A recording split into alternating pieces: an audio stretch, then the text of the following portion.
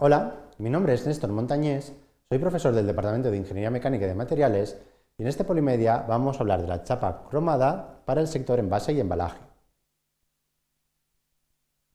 Los resultados que obtendrás con este Polimedia son definir la chapa cromada, identificar los componentes de la chapa cromada, reconocer de manera esquemática el proceso de fabricación de la chapa cromada, apreciar las principales características de la chapa cromada y enumerar algunas de las aplicaciones en el sector envase de la chapa cromada. Para ello, primero veremos una introducción, veremos la definición de chapa cromada, hablaremos de los componentes de la chapa cromada, veremos el esquema del proceso de fabricación de la chapa cromada y por último veremos determinadas características de la chapa cromada y determinadas aplicaciones de este material. ¿Sabrías decir cuál es el origen de la chapa cromada? El origen de la chapa cromada se sitúa en Japón a principios de la década de 1960. La chapa cromada tiene propiedades similares a la hojalata y las siderurgias la desarrollaron como una alternativa a la hojalata debido al incremento del precio del estaño y su escasez. ¿Quieres aprender más acerca de este material? Pues sígueme.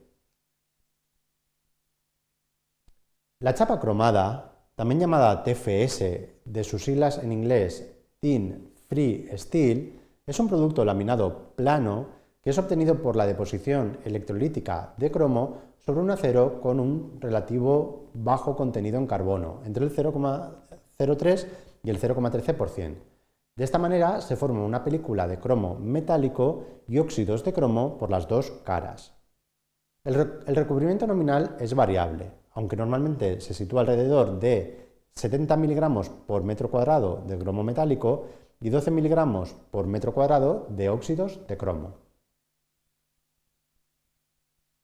Si comparamos cómo serían los componentes de la hojalata con los componentes de la chapa cromada, podemos ver que el acero base que utilizamos en la fabricación es el mismo tanto en un material como en el otro.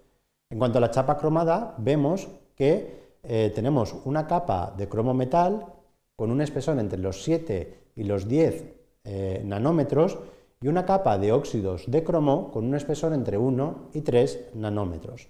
Si comparamos estos espesores con los espesores de las diferentes capas de estaño y de óxidos de cromo y de estaño que utilizamos para proteger el acero base en la hojalata, pues vemos que en el caso de la hojalata pues tenemos capas con unos espesores relativamente muy superiores.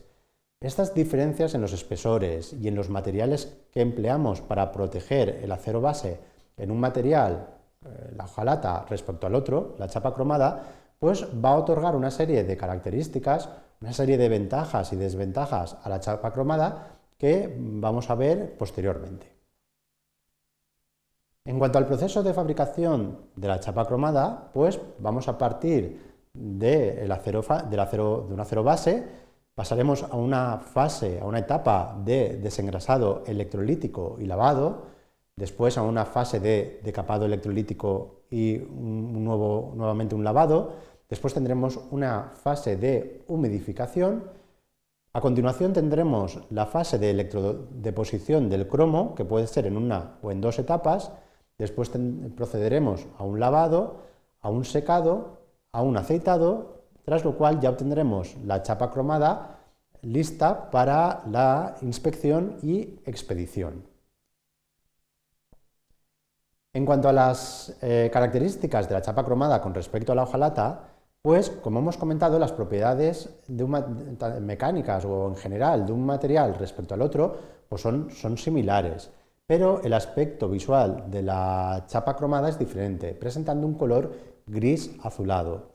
Además, presenta una serie de ventajas, entre las que podemos citar pues una perfecta adherencia de barnices, una buena resistencia a la corrosión atmosférica, también ofrece una buena resistencia a la sulfuración, unas buenas propiedades mecánicas que nos permiten conformar diversos tipos de envases y como hemos comentado, pues un coste menor con respecto a la hojalata, ya que el estaño es un producto relativamente caro.